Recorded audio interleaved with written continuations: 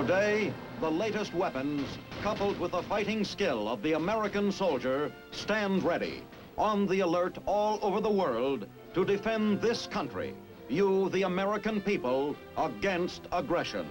This is The Big Picture, an official television report to the nation from the United States Army. Now, to show you part of the big picture, here is Sergeant Stuart Queen. The film you are about to see was produced as a troop information film, specially prepared to alert the American soldier against a hidden enemy, an enemy that can destroy morale, rob the soldier of the will to fight, and even trick him into surrendering. Enemy propaganda. Although this study of communist deception was made for a military audience, we think that you, the American public, will also find it pertinent and enlightening. In the words of an American hero, Patrick Henry, the gentlemen cry peace, peace, but there is no peace.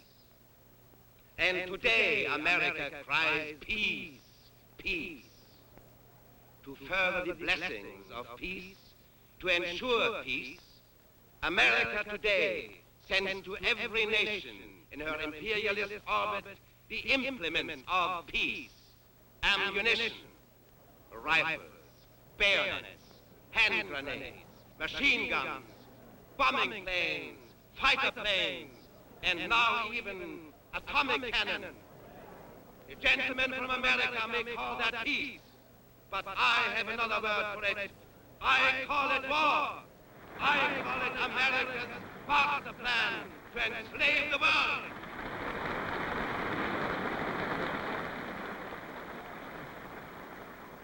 Let no one be deceived by the American-style peace. Let no one be deceived. That's what the man said. I don't think you need three guesses to know what this is all about. But let's listen a moment longer and see what's behind it. Peace is a word that sends cold shivers down the spines of American capitalists. Peace is what the whole world yearns for, prays for, longs for. But on Wall Street, it is a word that spells ruin. I say, let the American warmongers beware. The people want peace, and we are the voice of the people.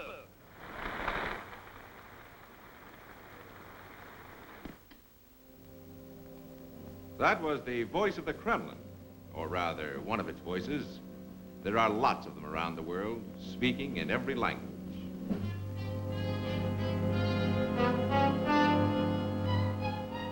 And this material is just another sample of what you might call the communist war without guns.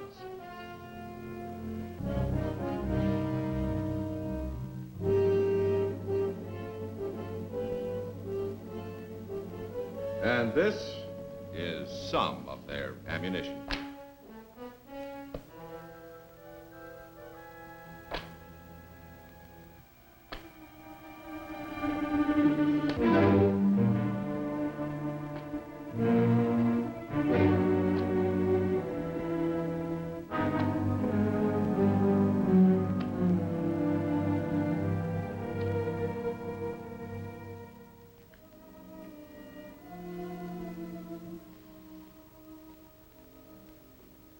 I'm Colonel Foster. I'm going to be your guide for a short tour through the maze of communist propaganda. It's a strange, shadowy world of the doctored photograph, the misquotation, the insinuation, and the lie. Now, some of this material to us is comical. Some of it is tragic. Some of it's weird. Some of it's dull. But all of it has the single purpose of digging the grave of liberty. The gravediggers of communism have been trying to set America up for the kill for years, and it makes them very angry that we don't just collapse as per schedule. Listen to this. The living conditions of the American masses, that's you, are swiftly deteriorating. Our generation is going through the final convulsions of the dying world of capitalism. That's what it says here. And if you don't believe that pamphlet, try this one. Bankrupt America may have one more war in its decaying carcass, but her young men who face nothing but brute labor, poverty, and death may refuse to fight. That's what it says here. If you're assigned to duty overseas, you may see posters like this once in a while. That's you, in case you don't recognize yourself. Of course, we get a big chuckle out of stuff like this, but the bigger the lie, the bigger the laugh. But the gravediggers aren't laughing. They're deadly serious. And in some places around the still free world, some people believe them. Like to know what they're saying about you and all American soldiers? Well, in England, the communists call you arrogant gum chewers.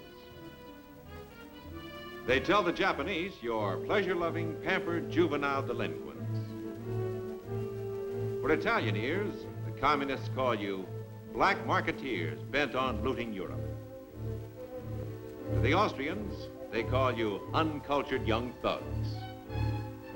To the Soviet-occupied countries of Eastern Europe, they say you are members of the gangster army of imperialist America. And to the people of Korea, the communists say you are cold-blooded murderers who tortured and shot and buried alive thousands of innocent civilians.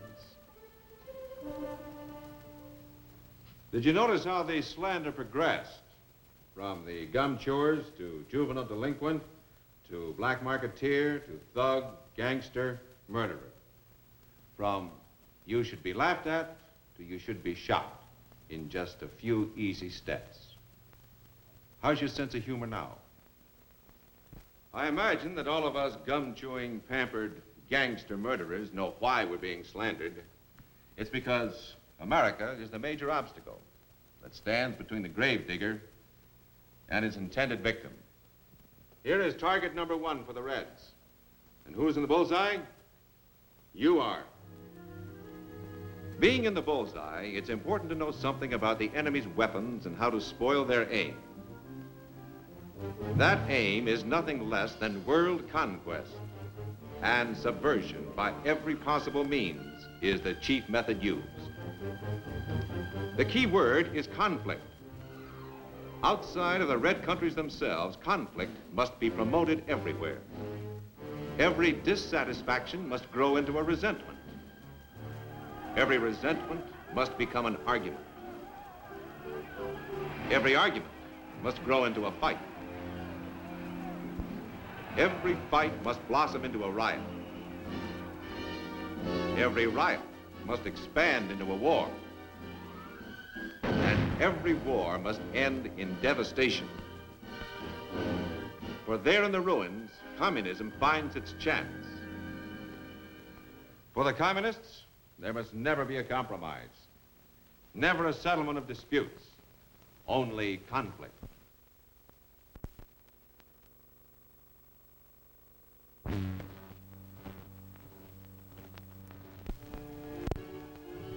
To Americans, none of it makes much sense.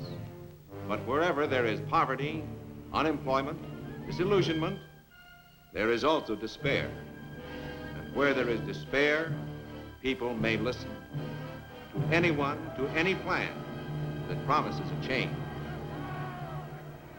In America, practically nobody listens. In all countries with stable government, civil liberties, and reasonable prosperity, communism makes little or no headway. The red countries cannot stand comparison in the light of day. That's one reason for the Iron Curtain that stretches across Eastern Europe from the Baltic Sea to the Mediterranean. The barrier works two ways. It keeps free men from seeing too much inside, and it keeps the slave world from glimpsing freedom. Back of that Iron Curtain is the biggest captive audience in the world. They don't have to sell them, just tell them. And what do they hear about themselves? Well, let's listen. мы передавали специальную программу, посвященную сельскохозяйственному планированию в Азербайджане. At a recent meeting of the International Labor Organization, the question was raised by one of the American delegates as to why there are no strikes in the USSR. To the people of the Soviet Union, this is a foolish question. The reason why we do not have strikes is because we do not have exploitation of the workers. Here there are no capitalists and no landlords seeking profits at the expense of human welfare.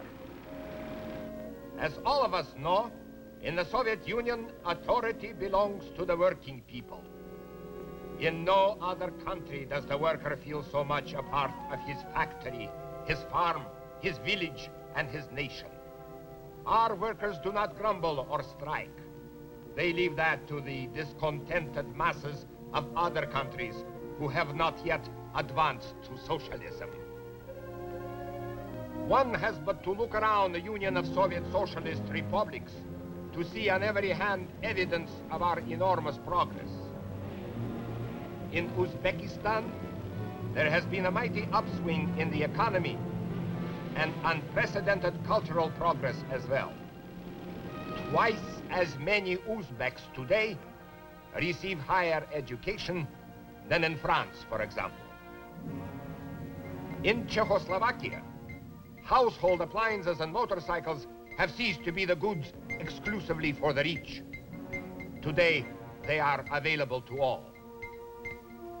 In Bielorussia, the people have received all equipment necessary for boosting agriculture, such as tractors and machines.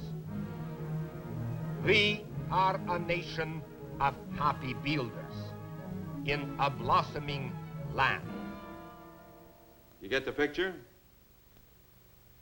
For the people around Moscow, they say everything in Uzbekistan is wonderful. For the people in the Ural region, they say everything in Czechoslovakia is wonderful.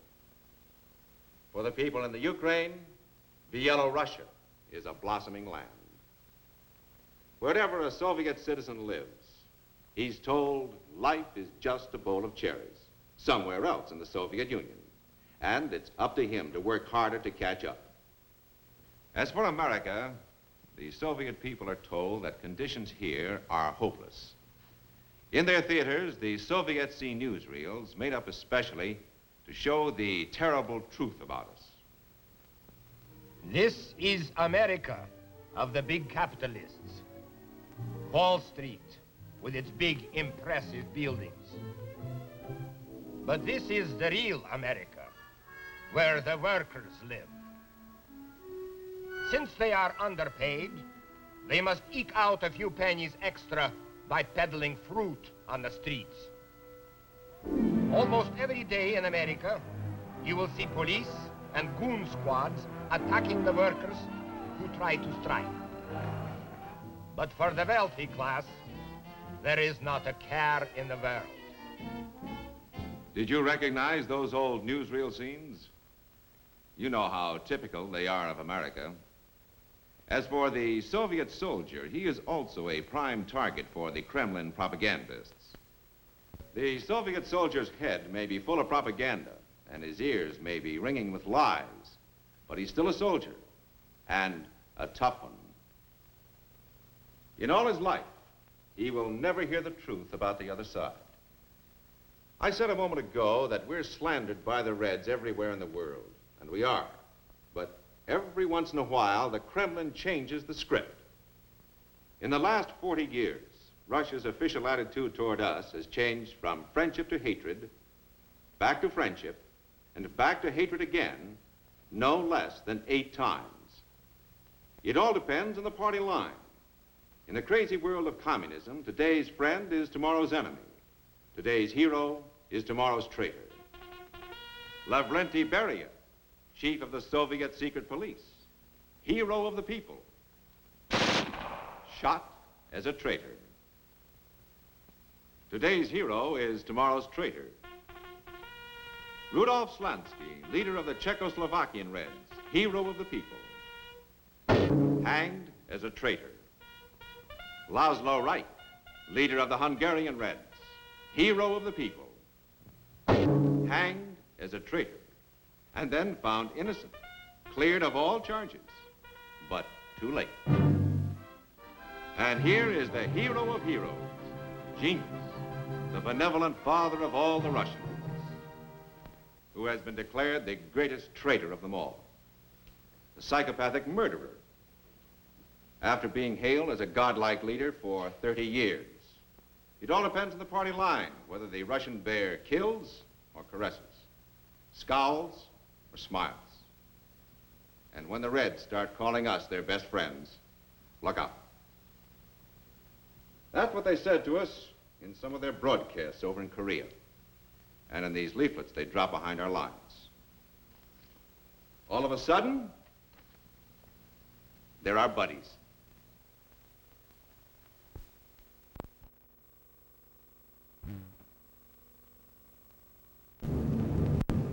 Dear conscientious friends, American officers, sergeants, and soldiers, the great desire of the Korean and Chinese People's Army is for justice and national independence. Are you really fighting for freedom? Do you not realize by now that you have been sent by the Wall Street merchants to crush Korea's attempt to gain independence? You cannot beat 500 million Chinese and Koreans. Our brave and heroic soldiers will never surrender. Don't let your capitalist leaders deceive you. Don't fight their aggressive war. Let all foreign troops withdraw from Korea. Go home and live in peace. Well, every GI in Korea wanted nothing more than to go home and live in peace. If only the communists would do the same thing. But they didn't, of course, until we fought them to a standstill. Now let me introduce you to another communist. This is going to be hard to take, so brace yourselves.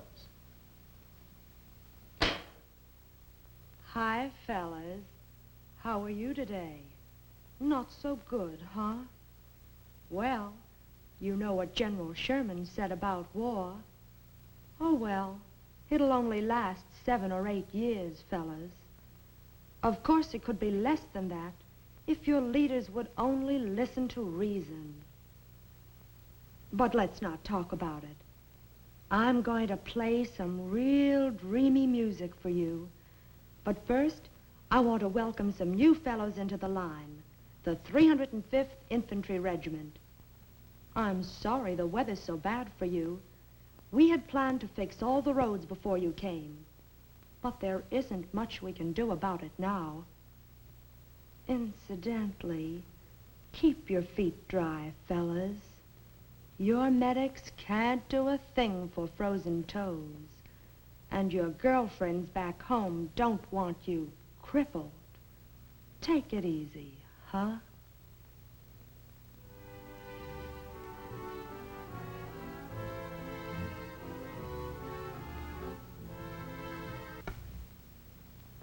That's the way Seoul City Sue entertained us in Korea.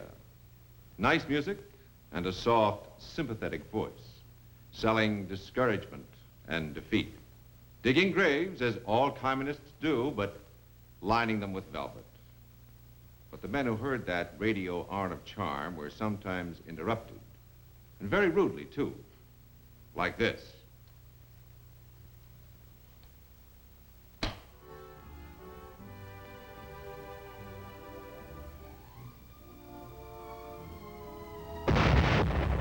Yankee, you die! Yankee, we come! We come get you now! Oh, Yankee, you die now!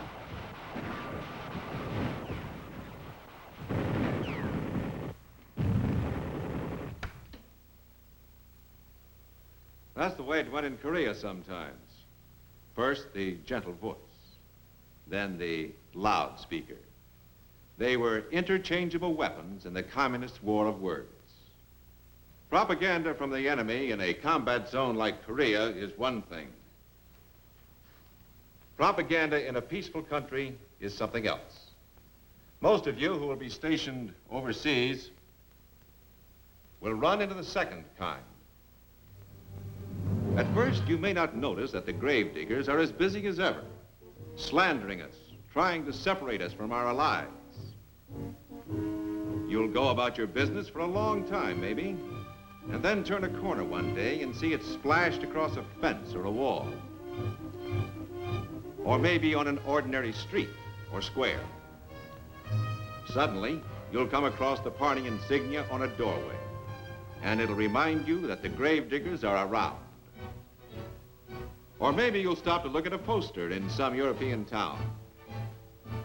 You probably can't read the language, but the picture is plain enough. A while ago, I mentioned the importance of knowing the enemy's weapons and how to spoil their aim. Through your behavior and your friendly attitude, you can make a personal contribution toward combating communist accusations of gangsterism and gum-chewing arrogance. Here's another way to play it smart. Avoid any contact with political demonstrations and you'll stay out of trouble. The communists are good at making propaganda in a big, noisy way. And in a quiet, insidious way, too. It's a very bad mistake to rearm Germany. The Soviets are no fools. They will not allow it, even if it means war. France? It is a corpse, propped up by American bayonets. No, my friend. France is not a nation. It is a staging area for Americans when they are ready to attack the Soviet Union. I do not say the Americans are bad, only mistaken. Where is this Soviet threat they talk about? Stalin is dead. The Soviets want only peace. So why don't the Americans go home? Well, if you hear enough of this kind of gossip planted by the communists, enough phony rumors of America's secret plans to launch a war, enough big lies, little lies, and medium-sized lies, maybe you'll begin to believe some of it. Maybe you'll begin to wonder if there isn't some truth in it. Maybe nobody really likes us. Maybe the world really thinks we're imperialistic warmongers. Maybe. Well, that's what the gravediggers want you to think. Because if you do, you're halfway in the bag. The fact is that every free nation in the world looks to America as the bulwark of liberty. The fact is, behind the Iron Curtain are millions of people to whom the voice of America is the only voice of hope in a world of darkness. The fact is, in the exchange of war prisoners after Korea, 27,000 one-time communists refused to go home after one glimpse of freedom. The fact is that all along the Austrian border, the Czech border, the East German border, every day, every hour, people are slipping across, swimming across, crashing across to freedom, telling their pitiful stories in the refugee centers, asking only that they be allowed to stay on our side of the Iron Curtain. Their stories are all different, and yet always the same. If you heard 1,000 or 2 of these stories, they'd begin to get monotonous. You'd think, isn't there an end to this? No. There is no end. Not until communism ends, under the weight of its own evils and its own lies. Well, now you've seen a fair sample of enemy propaganda. Leaflets, magazines, broadcasts, posters, street demonstrations, rumors, agitation. They spend millions, but the funny thing is they don't get a dime's worth of good where people recognize the truth. It's as simple as that. If you know propaganda for what it is, you are protected from its lies. Not only that, you can take measures against it by giving the lie to the enemy at every turn. How? By realizing a simple fact. that in foreign eyes, you and your uniform are the image of America, and by conducting yourself accordingly. You're in the bullseye of the communists' target number one. And yet, our cause and our country can never be defeated unless we ourselves fail to uphold it. And that can never be as long as we act like Americans. And remember these words: I will never forget that I am an American fighting man, responsible for my actions and dedicated to the principles which made my country free. I will trust in my God and in the United States of America.